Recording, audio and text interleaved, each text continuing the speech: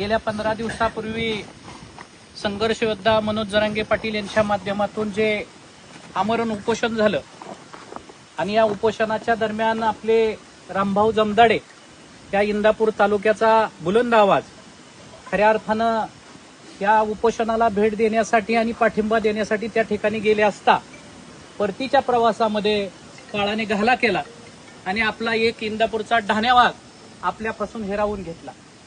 दादा, मगाशी तर मी तुम्हाला सांगितलं, पण माझ्या ह्या भावंडांनाही थोडक्यात सांगतो की ज्या वेळेस कोपर्डीचं आंदोलन होतं आणि या आंदोलनापासून ज्या वेळेस सुरुवात झाली त्या सुरुवातीपासून हा बांधव या दादांच्या आंदोलनामध्ये प्रत्येक आंदोलनाला एकही आंदोलन असं त्यांचं सोडलेलं नाही. मुंबईचं आंदोलन असो, सोलापूरचं असो, जालन्याचं असो, बीडचं असो, पुण्याचा असो, बारामतीचा असो, म्हणजे निस्ता आंदोलनाचा मोर्चाचा मेसेज आला ही व्यक्ती सदैव धावून येणारी आणि पाठीमागं न राहणारी, फ्रंटला काम करणारी ही व्यक्ती होती.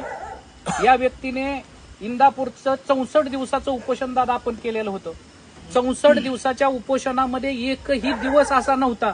आपण या तालुक्यामधले प्रत्येक गाव एका ठिकाणी एक दिवस बसवलं होतं आणि त्या 64 दिवसाचं कुठलं, आज समजा सरडेवाडी आहे तर सरडेवाडीची लोक येऊन बसायची, परंतु हा माणूस असा म्हणत नव्हता की आज आपल्या गावचा नंबर नाही, तर हा 64 दिवसाच्या 64 दिवस त्या ठिकाणी हजेरी लावली.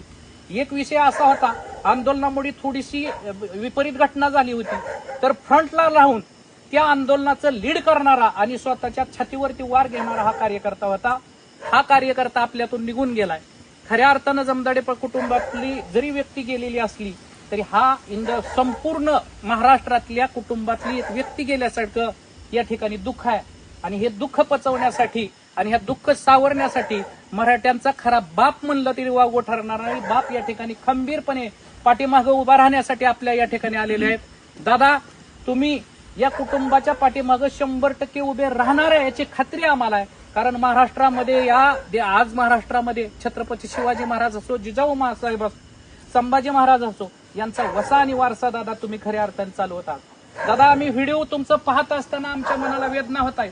एक तुमच्या पायावरती नतमस्तक विनंती करतो दादा, तुम्ही आमचे बाप आहात आणि कुटुंबातला बाप जर गेला तर ते कुटुंब वाऱ्यावर सुटतं. संपूर्ण महाराष्ट्राचा तुम्ही बाप आहात. त्यामुळं दादा, तुम्ही आजपासून तब्येतीची काळजी घ्या, कारण दादांची तब्येत प्रत्येक वेळेस ज्यावेळेस आपण बघतोय त्यावेळेस खालावत चाललेली आहे.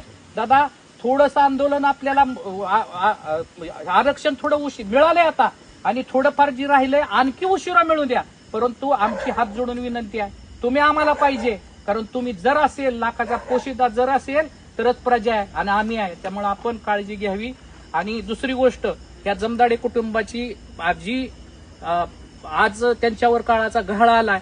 दादा तर 100% सोबत आहेत, परंतु तुम्हा सगळ्याला आव्हान करतो, ज्या वेळेस या कुटुंबाला गरज लागेल त्यावेळेस आपण भाऊ म्हणून प्रत्येकाने या कुटुंबाच्या पाठीमागं खंबीरपणे उभं राहायचं आहे. आणि एवढी सगळ्यांनी आपल्याला या ठिकाणी आपल्याला खात्री या कुटुंबाला द्यायची.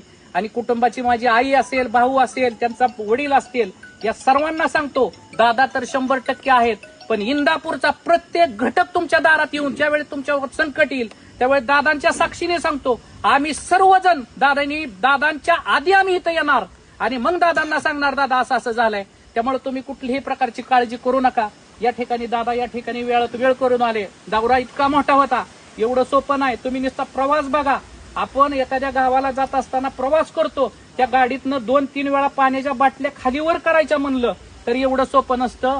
ही व्यक्ती 10-10 मिनिटाच्या अंतरावरती थांबणाऱ्या एखादा गुच्छ आला, एखादं बारकं बाळ आलं, एखादी वयस्कर व्यक्ती आली, त्या व्यक्तीसाठी थांबते आणि धावून येते. म्हणजे असलं दैवत परत आपल्याला भेटणार नाही. या दैवताच्या पाठीमागं सदैव आपण इंदापूरकर खंबीरपणे पाठीमागं उभे राहू, जमदाडे कुटुंबाच्या पाठीमागं उभे राहू. आणि दादांना विनंती करतो की दादा, तुम्ही थोडंसं आमच्या कुटुंबाला, आमच्या जमदाडे कुटुंबांना थोडासा आधार द्यावा, शाब्दिक आधार द्यावा, या ठिकाणी मी तुम्हाला विनंती करतो.